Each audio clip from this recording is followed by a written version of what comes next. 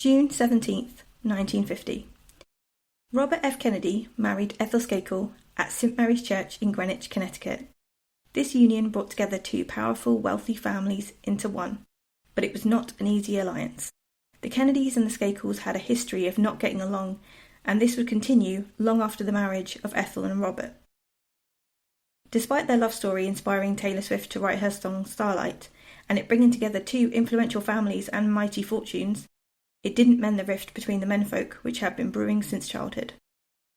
Just 5 years after the couple said, "I do," the Skakels would return to the same church for the funeral of Ethel's mother and father, George Skakel Sr. and Big Ann Skakel, after their death in a plane crash in Oklahoma.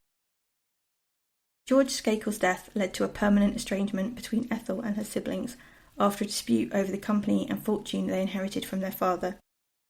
The next generation of cousins seemed to fare better than the adults, with friendships and connections between the Skakels and the Kennedys. Until in the mid-90s, when yet another Kennedy would face a very public scandal, causing Michael Skakel to reach his limit with the Kennedys and write a tell-all book about their exploits. Yet when Michael is arrested for murder, his Kennedy family is behind him and defending him.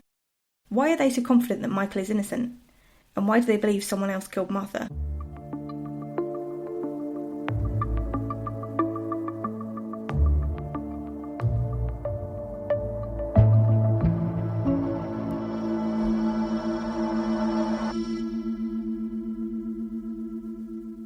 Welcome to True Crime with Morty, a podcast by a criminologist and her dog. I am your host TJ, and this is Morty. Each week we will be doing deep dives into murders and mysteries from all around the globe, using my background in law and criminology to provide a full account of true crime stories. If this sounds good to you, please consider subscribing, and thank you for joining us today. This is episode 9 of the series, The Mystery on Walsh Lane, the Martha Moxley Murder. In our last episode, we discussed the evidence against Michael Skakel that came out in the 1990s. I tried to contain all the information about Michael in the second part of the episode, but it got too long.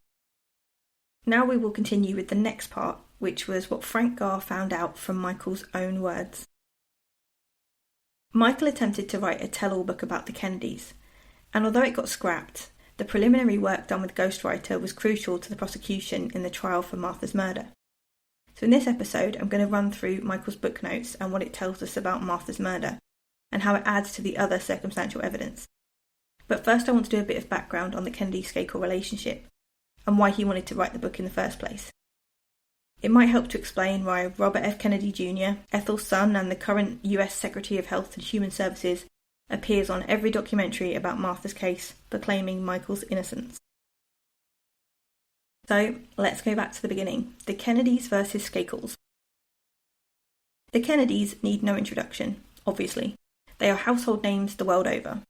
The most famous being John Fitzgerald Kennedy, JFK, the American president who was assassinated in Dallas, Texas in 1963.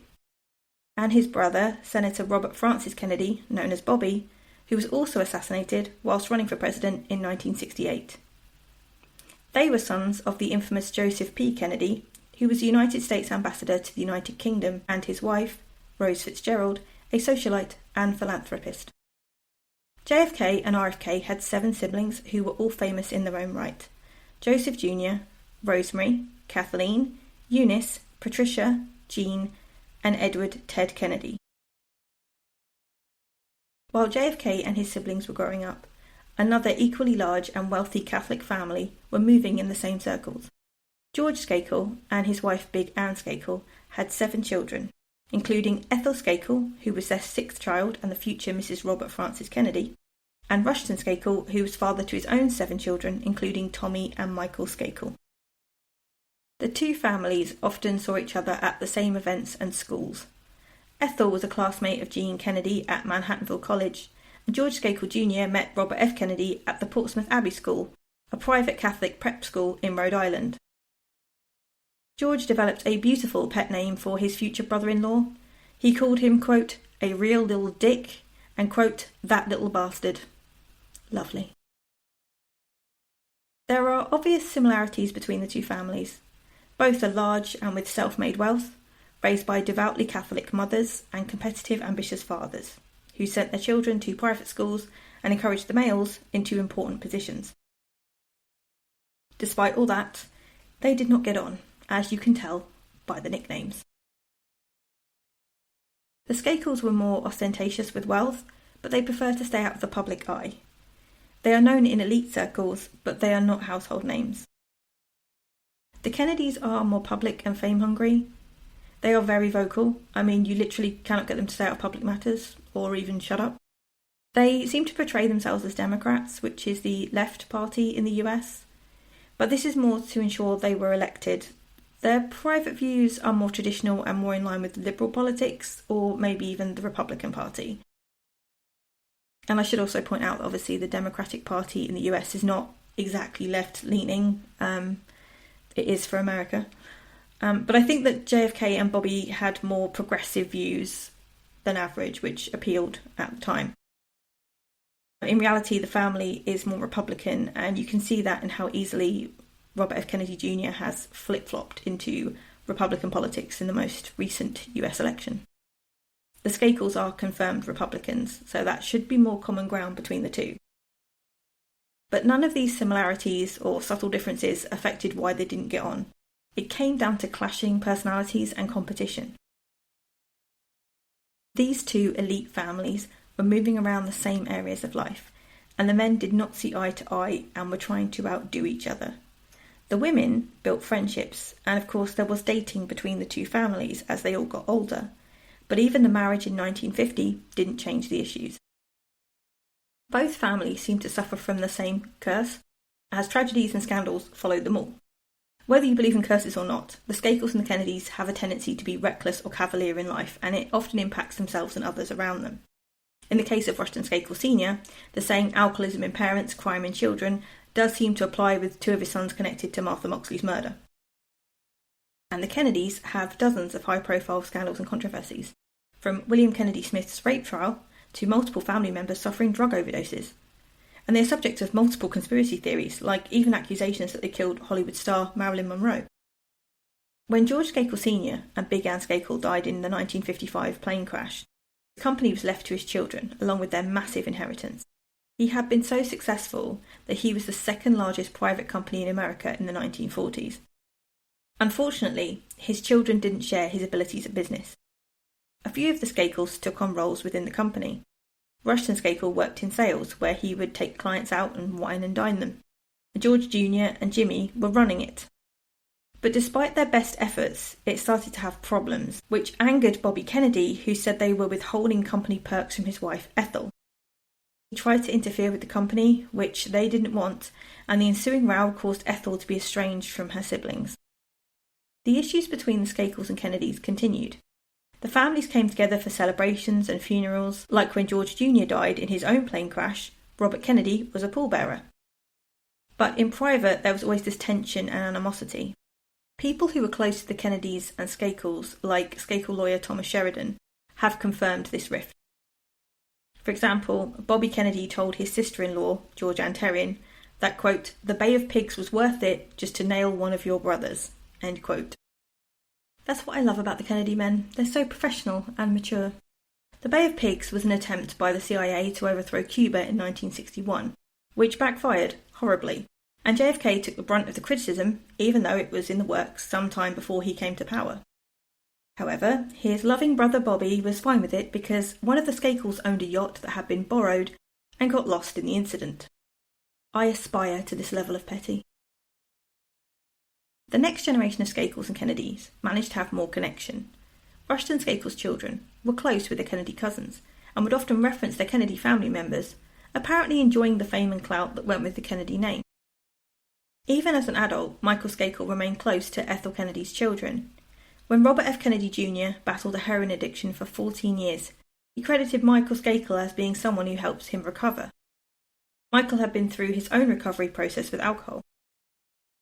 RFK Jr. was found unresponsive in an airplane toilet in 1983, having overdosed on heroin.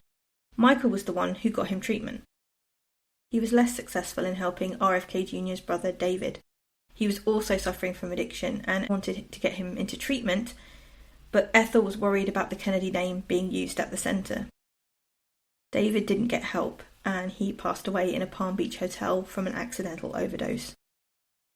Michael didn't give up though. While working for his cousin, Michael Kennedy, one of Ethel's other sons, he became embroiled in another Kennedy scandal. Michael Kennedy was also suffering from alcoholism and sex addiction, so Michael Skakel thought Michael Kennedy also needed treatment. But things got worse when it was discovered that he had been grooming his 15-year-old babysitter into a sexual relationship. I've heard this referred to as an affair, but it wasn't. Michael Kennedy groomed and abused a 15-year-old child. He was a grown adult, she was literally 15 and his babysitter. This was not an affair, that's abuse. So now he was in massive trouble, but the Kennedys, of course, want all of this hushed up. They don't want him to get help. Michael Skakel testifies to the grand jury for the investigation into the statutory rape case involving the babysitter. Then tragedy strikes again when Michael Kennedy dies in a skiing accident 6 months later. For some reason that I cannot fathom, Michael Skakel is blamed for Michael Kennedy's death by the family. Now, this was supposedly a skiing accident, so I have no idea what they're hinting at. Is this some kind of suicide or worse? Due to the rape allegations, did something else happen? But just to be clear, they did not accuse Michael Skakel of killing him, but claim it is his fault. So, did he jump, or was he pushed? What happened here? Was this really an accident? And how exactly is it linked to Michael Skakel testifying? Some of these cursed tragedies come at very coincidental times, don't they? Michael Skakel is furious.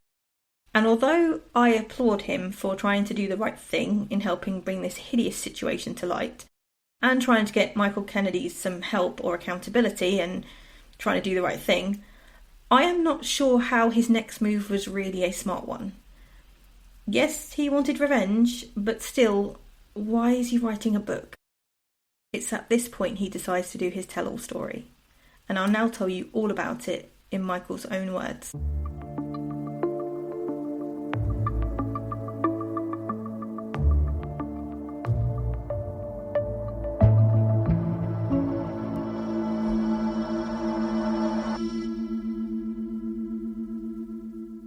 After his estrangement from his Kennedy cousins, Michael goes to a ghostwriter, Richard Hoffman, and starts his tell-all book, Dead Man Talking, A Kennedy Cousin Comes Clean.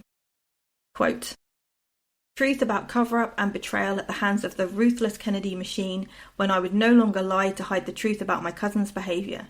The timeless Kennedy strategy of circling the wagons and looking for a scapegoat began. I was blindsided by a series of betrayals that were designed to assassinate my character and sacrifice me to the media in order to hide the sordid truth about my cousin's addiction and its many secret consequences. End quote. Michael stated that his Kennedy family told a reporter that he was a suspect in an old murder case, meaning of course Martha's murder, and that he was inventing a story about Michael Kennedy and the babysitter to blackmail the Kennedys to the tune of $250,000. Just to be clear, Michael Skakel did not invent the story of the babysitter. I have no idea if he was trying to obtain $250,000 from his Kennedy family. I have no clue on that. But I am clear that his cousin was involved in a scandal with the babysitter. That really happened. And I find it hilarious that his Kennedy family are publicising him as a suspect in Martha's murder to discredit him in this particular circumstance. If they did tell the press this, as Michael claims, then it is the height of hypocrisy, as ever since his arrest they have claimed he is innocent and being framed. So to put that out in the press to try and make him look bad when the heat is on them is honestly disgusting. They don't care about truth or reality, it's just spin to protect the Kennedy name. Which actually leads us to an interesting rumour about Rushton. There was a rumour that Rushton Skakel knew Martha had been murdered by one of his own children, and of course we have heard that he perhaps said that to Sissy Hicks. So there was an idea that he concealed the crime, kept it all quiet, prevented the investigations, etc. And that he had help with that from his Kennedy family, due to them needing to protect the Kennedy name during Ted Kennedy's run for president. They didn't want some Skakel scandal to affect the press and the public during this campaign.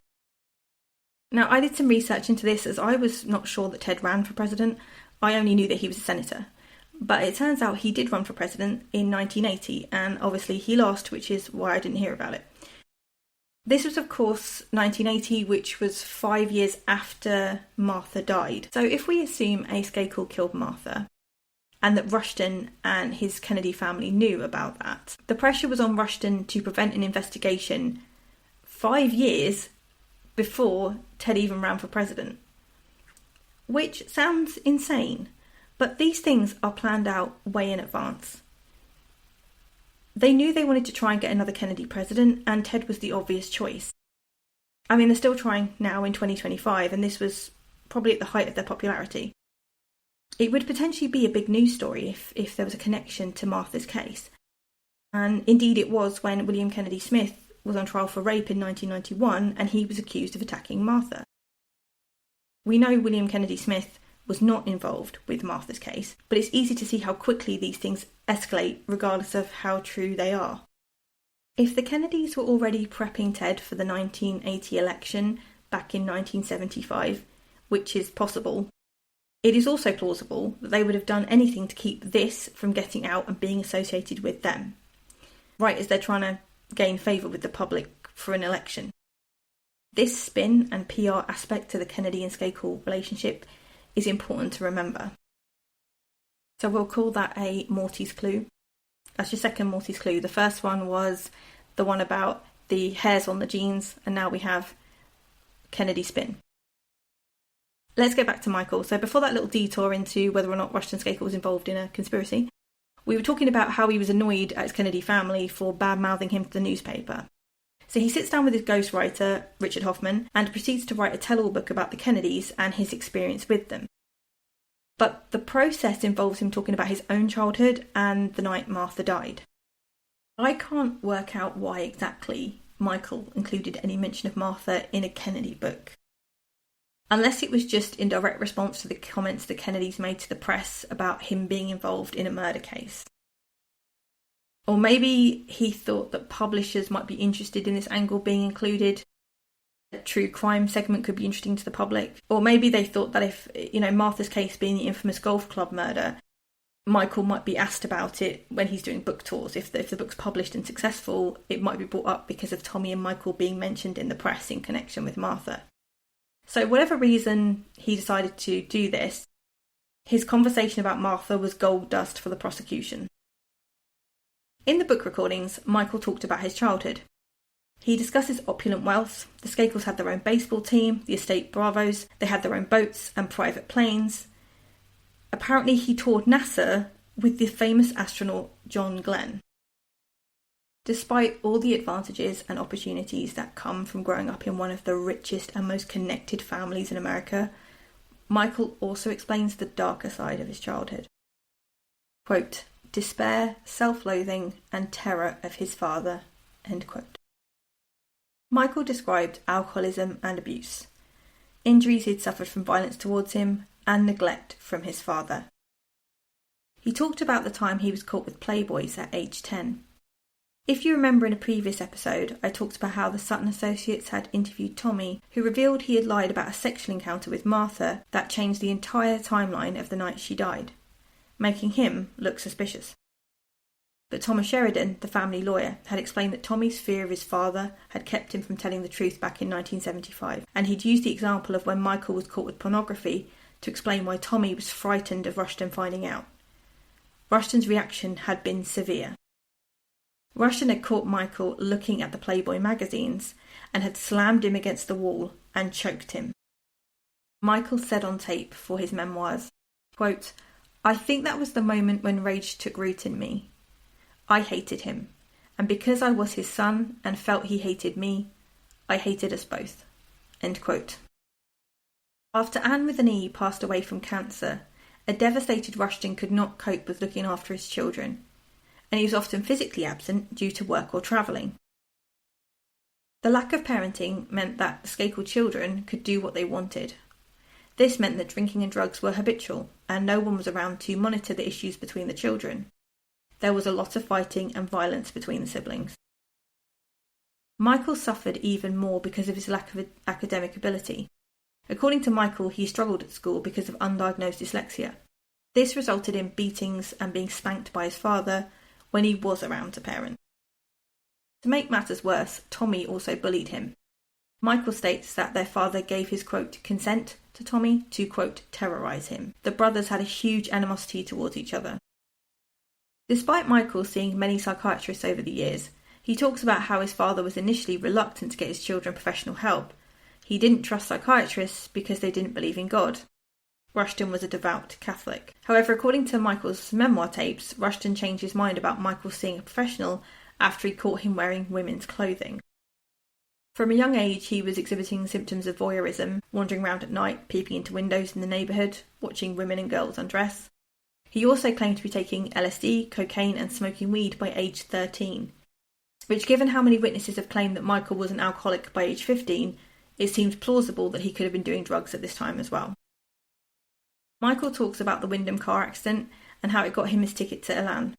According to Michael, he was kidnapped by, quote, hired goons who worked for Thomas Sheridan. He was taken to Maine, where Elan's based, on an aeroplane, with Thomas Sheridan escorting him and then left alone at Elan. This really cements my idea that Thomas Sheridan suspected or knew that Michael killed Martha and told Joe Rishi that when he delivered him. Apparently, Michael had screamed at Sheridan, told him that he was fired and that he couldn't do this to him and all that stuff. But obviously, he was working on Rushton's orders and took him anyway. In his memoir tapes, Michael confirms all the reports about him escaping Elan and being punished and being accused of Martha's murder by the staff and fellow patients. So, although at his trial he claims all these people are lying and unreliable, he has actually confirmed their statements independently from the police investigation in his own words. And finally, Michael recorded information about the night Martha died. Quote, Mischief Night was better than Halloween, like New Year's Eve to an alcoholic, end quote.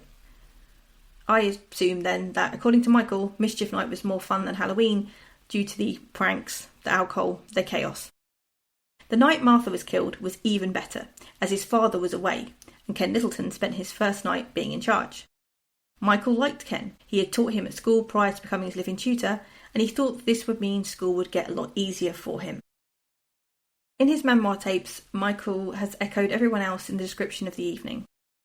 Ken had taken Michael, his brothers, his sister, his cousin Jimmy Terrian, and Julie's friend Andrea Shakespeare to the Belle Haven club for dinner. Ken Littleton had allowed Michael to get drinks. All the kids were drinking. They returned home, and there was more drinking and games and play fighting.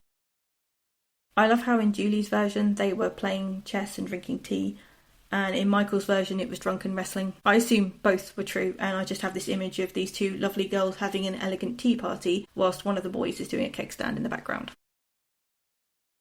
Sometime before 9 p.m, Jimmy Terrian had suggested going to his house to watch Monty Python and smoke weed, and then Michael talks about Martha arriving with Helen Hicks and Jeff Byrne. Michael's story differs here from everyone else when he says that he pointed Martha out to Ken Littleton and says who she is and that she is pretty and, quote, loose. Apparently, Ken agreed she was pretty. Ken Littleton denies ever meeting Martha, but I guess it is possible Michael pointed her out. Although Ken would probably remember that after Martha's murder. If somebody points someone out to you for the first time and then they're dead, you're going to remember that. So I have no idea if that part of Michael's account is true or not. He also mentions that Franz Whitteen, the handyman, was missing, and I'm not sure why he would notice that or why that's relevant either. Next, he asks Martha to smoke a cigarette with him in the Lincoln car. They all go to the car. While they are smoking and listening to music, he invites her to the Terrians to watch Monty Python. She says she can't as she needs to get home. Her curfew is 9 p.m. and her mum will be mad. This is interesting as it had already gone 9 p.m. when that conversation occurred. And yet Martha is still out. And all my research indicated that Martha was due home around 9:30 or between 9:30 and 10. Given that she was still at the Skakel house at 9:30 p.m. and was worried about missing curfew, it means that it can't have been 9 p.m. as Michael stated. The reason I highlight this discrepancy is because of what comes next. Michael says, quote, screw your mum, come on, end quote. He was trying to encourage Martha to stay out late, and he arranges to egg the security booth and commit more pranks with her, and she agreed to that.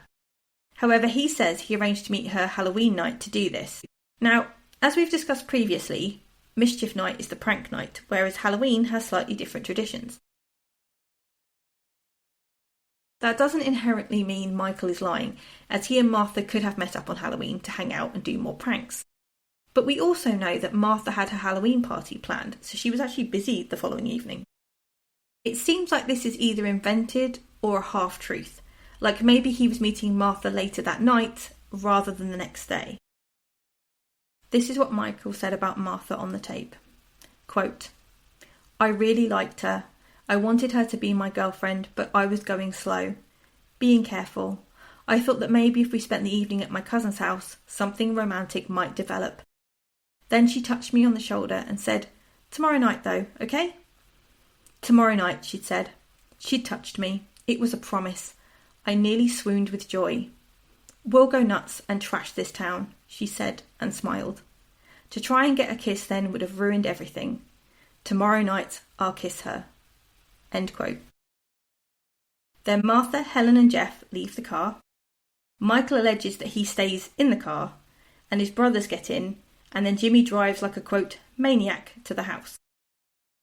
They arrive at the Terrian estate, which was a large castle-type house, where Michael hangs out, gets stoned and drunk in an enormous bedroom that he describes like, quote, Buckingham Palace. He talks about this room in great detail, describing his thoughts and feelings that night. Michael loves the Terrian house, as he feels he has complete freedom there to do what he wants, taking drugs and drinking. According to him, his aunt and her husband are both drunks, and they don't really pay attention to what's going on. The added bonus was that Tommy and his dad were not there to bully him. The Terrian house seems to mirror the dysfunction at the Skakel home, drinking and violence. Michael felt more comfortable there, but it was not really a better environment for a child. And side note, it's disturbing to me that his alibi are his cousins, who are equally chaotic and out of control, and the adults in the house are not aware of who was there and when. But that's just me. So back to Michael's story. He drank more alcohol and smoked weed and relaxed by himself on this enormous comfy bed in the Buckingham Palace room. His thoughts drifted to Martha. He was desperate to see her, and even though they were apparently meeting the next day, according to him, he decides to leave his comfy space in this funhouse where he's relaxed and stoned and feels safe and sleepy, and he heads back to Belle Haven. But according to him, they weren't seeing each other till the next day. So why did he want to hurry back and leave this happy place when he wouldn't see Martha anyway? Rushton Skakel Jr. drives them home, and he is so drunk he has to pull over, and he actually passes out at the wheel. So John, Michael's other older brother, drives home. John doesn't have a license and is presumably also under the influence. I mean, these people are just unbelievable, like so reckless, so dangerous. But somehow they make it home in one piece. According to Michael, when they arrive home, all the lights are out and everyone is in bed. He wanders around checking in on everybody, like his sister, before remembering she has left with Andrea Shakespeare, and he notes that Ken Littleton wasn't in his bed. After grabbing some food from the kitchen, Michael goes to bed himself. Unable to settle as he was horny and, quote, thinking about a lady on Walsh Lane, end quote, he decides to go back out and wander around, despite claiming he was scared of the dark. Quote, "I remember running past the pool, up Walsh Lane, stopping at the X house.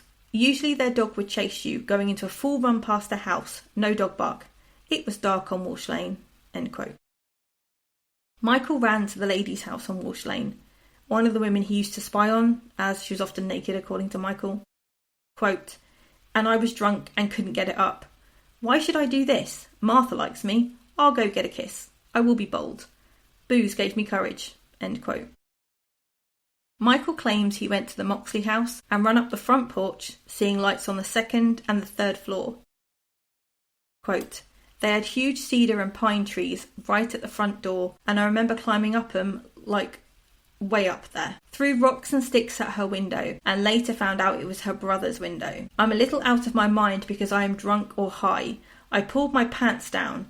I masturbated for like 30 seconds in the tree, and I said, 'This is crazy. If they catch me, they're going to think I am nuts.' A moment of clarity. I climbed down the tree. They had a half-oval driveway and I started. It would be a direct route from their front door to our house. I started to cut through the oval, but it's really dark. And when I started walking through, something in me said, don't go in the dark over there. But I went under the streetlight and I remember yelling, who's in there? And chucking rocks saying, come on motherfucker, I'll kick your ass. God, I hope no one saw me jerking off. And then I remember running home and thinking I was going to tell Andy Pugh that I thought I saw something there that night. Then I went to sleep. Then I woke up to Mrs. Moxley saying, Michael, have you seen Martha? What? And I'm still high and drunk from the night before. What? Oh my God, did they see me last night? And I remember just having this feeling of panic, like my worry of what I went to bed with. Like, I don't know, I just had a feeling of panic. Police cars were going down Walsh Lane and they found Martha and like the second place I was yelling in. And that's where they said she was hit and dragged all the way back there. And I'm thinking, my God, if I tell anyone that I was out that night, they will say I did it. End quote. On hearing this description of the night Martha died, the one part that Frank agreed with Michael on was that he did think Michael had done it. Apparently, Frank telephoned the reporter Len Levitt at 3 a.m. when he'd finished listening to the tapes. He called Levitt to say he had solved the case.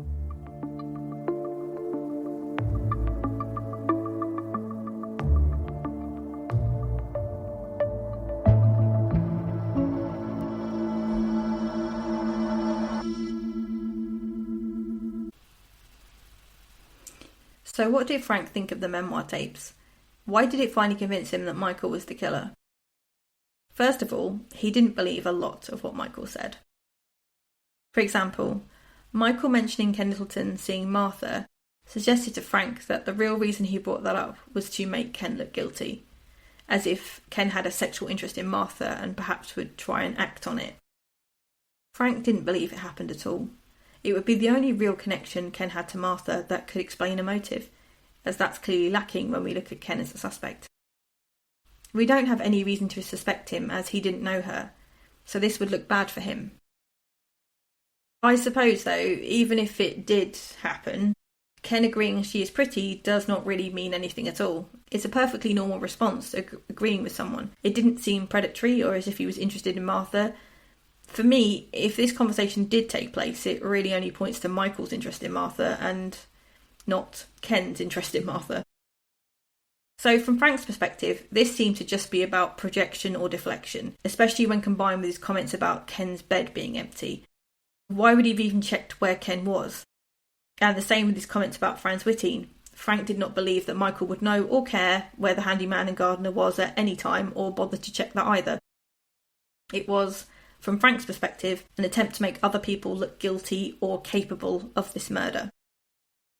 The so-called promise that Martha had made to meet up with Michael the next day also seemed like a lie to Frank Garr. He immediately suspected that the plan to trash the security booth was made for later that night, in keeping with the traditions of Mischief Night,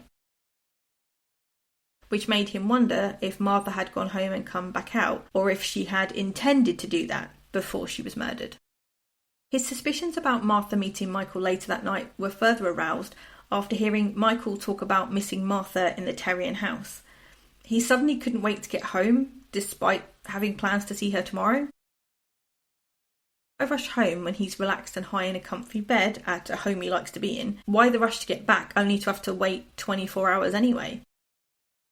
Frank concludes that either Michael and Martha had arranged to meet later that night, that Martha would sneak back out after she'd been home for a curfew, or that Michael was just going to go and see Martha because he wanted to, regardless of whether or not they'd made any plans. Michael was not scared of the dark as he claimed on the tape. He frequently went wandering at night and was a peeping Tom, which fits the Sutton Report's profile of someone who went out at night and knew the area well. While Frank was listening to his description of leaving the house that night, he could picture Michael as Martha's killer. He didn't believe Michael was at another woman's house. He thinks he had Martha on his mind all night and was heading there.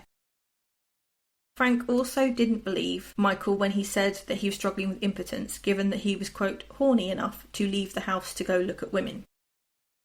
Personally, I found this mention of performance issues interesting, as it reminded me of the profile sent to Greenwich police by the psychiatrist that said the killer could struggle with impotence, an issue which has been linked to a lot of violent crime against women. When men are afflicted with that, it can make them violent towards partners. Frank also knew that Michael's description of climbing other trees on the Moxley property was a lie. The cedars and pine trees near the house that he mentioned, quote, couldn't hold a cat, meaning that Michael couldn't climb them. During his investigation, Frank had checked 1975 photos of the house and the property as it was in the 1990s, and there were never any trees close to the house that were suitable for climbing, including outside Martha's window. Frank believed that Michael may have climbed a tree and masturbated, but it was not in the one outside Martha's window. I personally fail to see how he could have been on the porch and not be seen or heard by Dorothy Moxley, who was waiting for her daughter and was feeling anxious about it. I've said it before and I'll say it again, I think she would have noticed someone close to the house at that point. Using the phrase I remember, during a statement can sometimes indicate lying. Obviously it's a phrase everyone uses from time to time, especially when talking about a past event, which of course Michael was, but people describing a memory do not need to say I remember, as they are in fact remembering. It is something that investigators notice more frequently in statements that are entirely false or contain at least some deception. This version of events was again different from stories he had told other people. He'd told Michael Meredith in 1986 that he'd seen Martha in the shower, whereas now he's saying he threw rocks at her brother's window. The trees outside John's window were not suitable for climbing either, and as John was in his room from 11 p.m, he presumably would have heard Michael. So this all seems like yet another lie, as was the shower story told to Michael Meredith. Another discrepancy was the story about his masturbation. In the Memoir tapes, he indicates that he only masturbated briefly and left feeling embarrassed, whereas when interviewed by the Sutton Associates a few years earlier, he claimed he had masturbated to climax. Frank felt that any masturbation story was simply to provide an excuse for why his DNA would be at the scene. Where it starts to get really scary is when he describes the oval driveway and his route home. Frank realises that, quote, he is describing the site of the first attack, end quote. He's essentially placing himself at the crime scene as the murder is happening, and he is challenging a killer who he doesn't know is there until the next morning, and according to Frank, throwing rocks with the same arm motion as one might use a golf club. Michael includes the streetlight in his story to ensure he can cover his actions and movements in case somebody saw him that night. As we've discussed previously, the killer was very lucky not to have been seen that night, so if Michael was worried about being visible at any time, he would have needed to include that in case a witness could place him at the property. The bit where he mentions Andy Pugh doesn't really make sense. First of all, Andy Pugh had told Frank that Michael had said, by a quote, strange coincidence, he had masturbated in the pine tree where Martha was found. Not a different tree, as indicated in this version that he told to Richard Hoffman and was recorded on the tapes. What's weirder though is him saying he thought he would tell Andy Pugh someone was in Martha's garden that night. Until Martha was found murdered, that piece of information has no relevance or interest to anyone at all. If he was telling the truth, then that should be something he thinks the next day or at some point after Martha is found. He remembers seeing someone and he's like, I'm going to tell Andy about that. I'm not sure why he thinks Andy would care about a random person on Walsh Lane in Martha's garden without the context of a murder. So why would he think to mention that to his friend before knowing about Martha's death? When Michael says he was worried that Mrs. Moxley had seen him on her property the night before, Frank believes it wasn't, oh my God, did they see me last night? But instead, did they see what I did to Martha last night? For me though, the bigger clue was his quote, feeling of panic before Martha was found. He has like a sense of worry and fear, which would make sense if you had killed someone. Michael's panic over being caught could be down to hangover paranoia and his nighttime wanderings. If he is telling the truth, then he could be fearful of being seen masturbating in his crush's garden. That would have been humiliating. But this fear about being at the Moxley property and fear they'll think it was him seems to go slightly beyond that. The most anxious person in Belle Haven the morning after Martha's death was likely to be her killer. Michael's comments about being assumed as the killer seem to be more of a guilty conscience than just an embarrassed teenager. Particularly when he talks about the second place of the attack, where Martha was dragged and left under the pine tree. He refers to it as the second place of the attack and is aware of that and what happened there.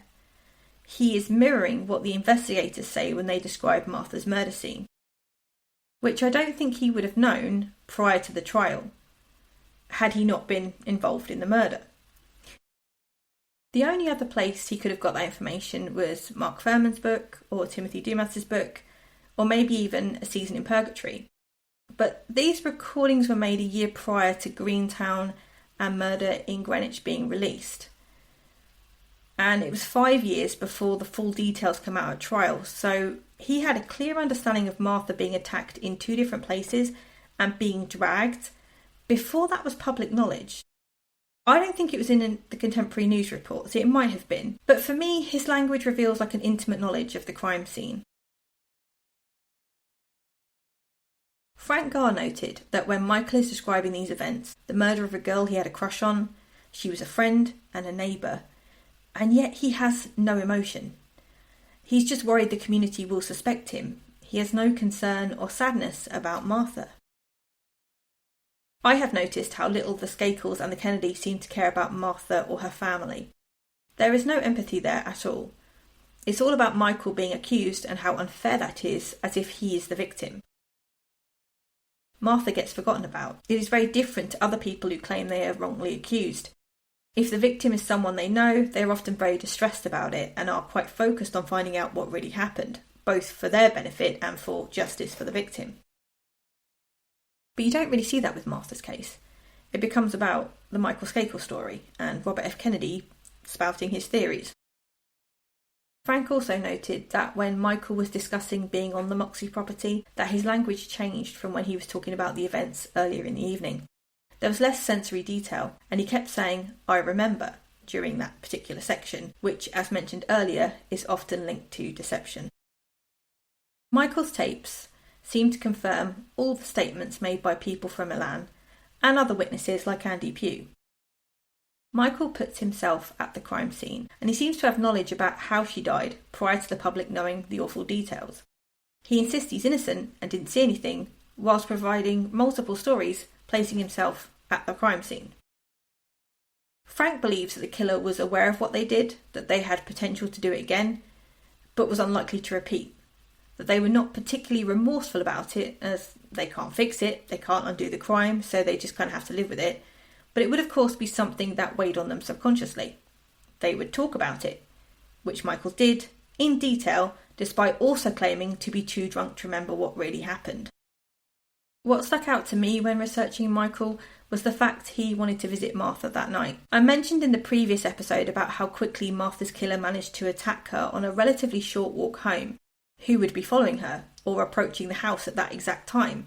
Who would have seen her, and why attack her?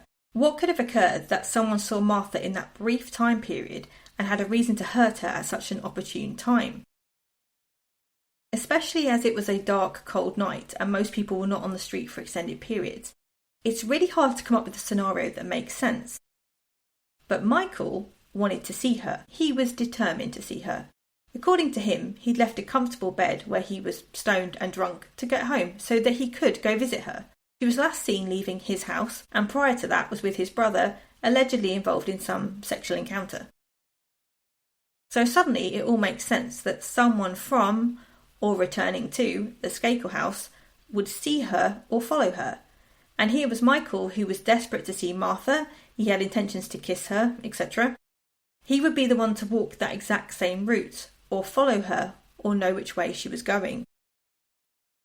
And then if she rejected him, or there was some sort of altercation, it would explain how Martha was killed in this small window of opportunity, and how the killer was so familiar with the crime scene to be able to do all this and hide her so expertly, even in the dark. Michael seems to be suffering some sort of fantasy delusion when talking about Martha. He acts like there is a mutual crush developing into a relationship, but what he describes seems more like Martha agreeing to hang out with him in a platonic, friendly way, and this was someone who, according to her own diary, she considered a, quote, asshole at times. We of course know that Martha had a boyfriend, and that it seems she was generally very friendly and flirtatious with almost everyone. It's hard to understand why Michael thought he was in some way special to her, and that this was developing into something when it all seems very platonic, and any flirtation seems to be more part of Martha's extroverted personality than a genuine interest in Michael or anyone else.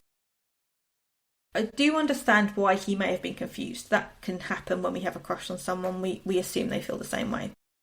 But Martha was a 15-year-old child. She already had a boyfriend and other boys who were interested in her, and yet she wasn't sexually active.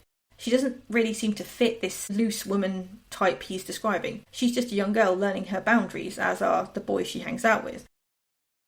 But he seems to be turning her outgoing personality and his admiration for her into a relationship in his mind. It has no basis in reality, and he also has a kind of fantasy Martha that again doesn't really fit with who she was.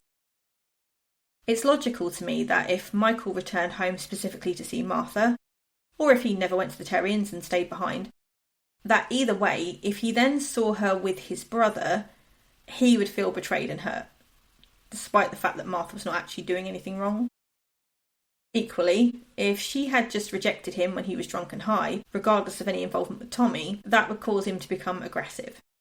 Rejection is a common cause for violence, and Michael has been described as extra aggressive when under the influence of alcohol. So I'm now going to lay out my opinion of what happened and why. This is just my opinion, but it's obviously similar to what the investigators have concluded. This is the only way I could see a motive and someone having the opportunity to kill Martha. This is how I've kind of worked it out in my own mind. So I think that it doesn't matter whether Michael went to the Terriens or not. I think that he caught Martha with Tommy and was so angry about it that he killed her. By his own admission, he wanted Martha to come to the Terriens, which she rejected. He also claims that he wanted Martha to meet him the next night, or maybe that night, which she agreed to. And if that's true, that may have given him hope that something was going to happen between them. If he stayed behind to get Martha alone, or if he hurried back early from the Terriens to see Martha, you can imagine his horror if she was spending time with Tommy, especially if there was some sort of romantic or sexual encounter with Tommy, as Tommy has claimed. Just imagine Michael's reaction if he saw that and how angry he would be. Martha is the girl that he wants. In his mind, they're going to kiss soon, and to all intents and purposes, is his girlfriend. In his mind. And here she is rejecting him to hang out with and possibly engage sexually with his older brother. Not just any guy, his older brother who bullies and terrorises him. Despite the fact that Martha has a boyfriend, and this is clearly one-sided, Michael would see this as a betrayal based on his slight delusion on what their relationship was. Martha would feel the full front of his anger. Martha was the one he wanted and had promised him, in his mind, so it would be her that would have to pay. Add this hint of motive to the history of violence and killing things with golf clubs, the fact that he was drunk and on substances, and his connection to that pine tree and knowledge of the Moxley property, as well as his own admissions to being there that night. You can see the means, motive and opportunity very clearly, which you just don't see with the other suspect. Ken Littleton didn't know Martha, and so for him to do that to her would mean it was connected to some other motive like a sexual assault or him being a serial killer. And no doubt he would have repeated these actions again, as people don't kill a stranger one time. If they're comfortable doing it once, you see it happen again. And serial killers are comfortable killing strangers, and that's how they become serial killers, because they do it more than once. We would see that trend in Ken either prior to Martha or afterwards, but it never happened. He's never been linked to any other murders. Tommy and Michael also don't have a history of killing women or linked to other deaths either. But the difference is they both knew Martha. So either one of them may have reason to kill her that was personal to them, but perhaps would not feel the need to repeat that with other people. And Littleton would need to be like a Ted Bundy type for this to make sense. Whereas Michael and Tommy would be a typical domestic killing where someone kills someone they know. And although they could do it again, it is linked to a specific set of circumstances, not necessarily a habit of murdering people. Much like Michael, Tommy had an explosive temper. It is possible he killed Martha for some reason that we just don't know. But he was reportedly at home and not covered in blood around the time that Martha was either already dead or being killed. He also lacks the connection to the tree, the specific pine tree, and he seemed to be somewhat indifferent to Martha when compared to his brother. Tommy is interested, but Michael is infatuated. It's also been suggested that Tommy was kind of muscling in on Martha because he knew Michael liked her due to their kind of like antagonistic behaviour towards each other. So when you put all the information together, you end up seeing that Michael is the most logical suspect, and perhaps has a motive for hurting Martha, which is lacking with almost everyone else. He puts himself at the crime scene. He talks about his obsession with Martha. He confesses to people, or at least tells them he is confused about what happened, that he thinks he might have done it. To at least one person, he gives the hint of a motive, saying that his girlfriend betrayed him with his brother. He is connected to the murder weapon and he is familiar with the Moxley property, particularly the tree where Martha was left. He has a history of violence, even killing animals with golf clubs, and he fits the profile made by every analyst who has looked at the case. Many people close to the Skakels suspected Michael, including his own best friend, but the police were led to believe he was at the Terriens at the time of the murder, and so he wasn't investigated properly. We now know, of course, that at least 5 people believe that wasn't true, including people who were at the Terriens. He refers to himself as a suspect. He keeps giving people different versions of events over the years, and yet each story involves him at Martha's house the night she died, specifically walking through the crime scene. He says he was blackout drunk and can't remember if he killed her, but he does remember being there and throwing rocks at an assailant. How can his memory be that selective? And the answer is because he's lying. The memoir tapes were the final puzzle piece for Frank Garr. All the evidence pointed to one obvious conclusion: Michael Skakel had killed Martha Moxley. Would a jury agree though? Find out in episode 10 of The Mystery on Walsh Lane, The Martha Moxley Murder, where we look at the grand jury process, the following murder trial, and the verdicts. Was Michael guilty or innocent? Thank you for listening to True Crime with Morty. Please like, comment and subscribe so you don't miss an episode. Goodbye from me, and goodbye from Morty.